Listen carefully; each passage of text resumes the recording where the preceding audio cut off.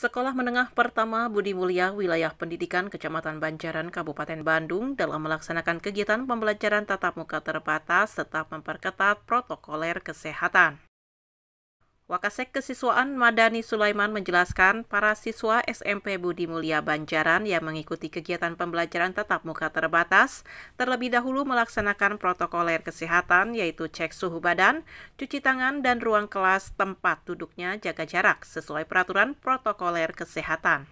Siswa pada masuk ke lingkungan sekolah ini dianjurkan untuk selalu menerapkan yang namanya protokol kesehatan, terutama di masa PTMT seperti ini. Salah satunya dengan cara dicek suhu dulu sebelum masuk. Anak-anak sedang melaksanakan kegiatan mencuci tangan terlebih dahulu sebelum pembelajaran dimulai.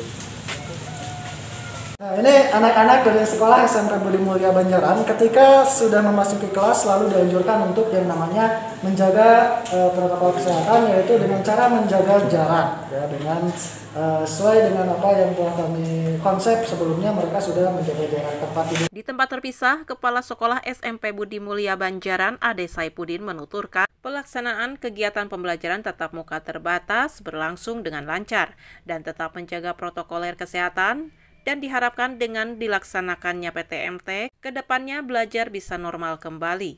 Juga mengucapkan terima kasih kepada pemerintah melalui Dinas Pendidikan Kabupaten Bandung atas diizinkannya melaksanakan kegiatan PTMT di lingkungan sekolahnya.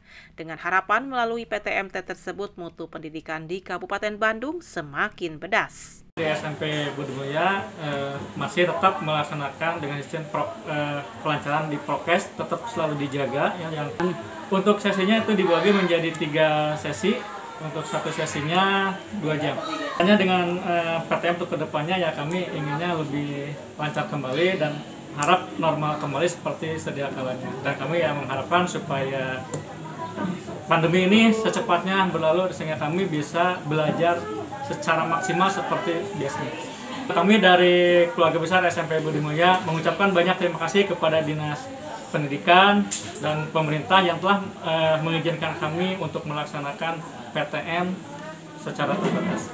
Dengan harapan mutu pendidikan di Dinas Kabupaten Bandung semakin bedas lagi. Ini ada gambar segitiga yang ada itu perbandingannya dengan mana?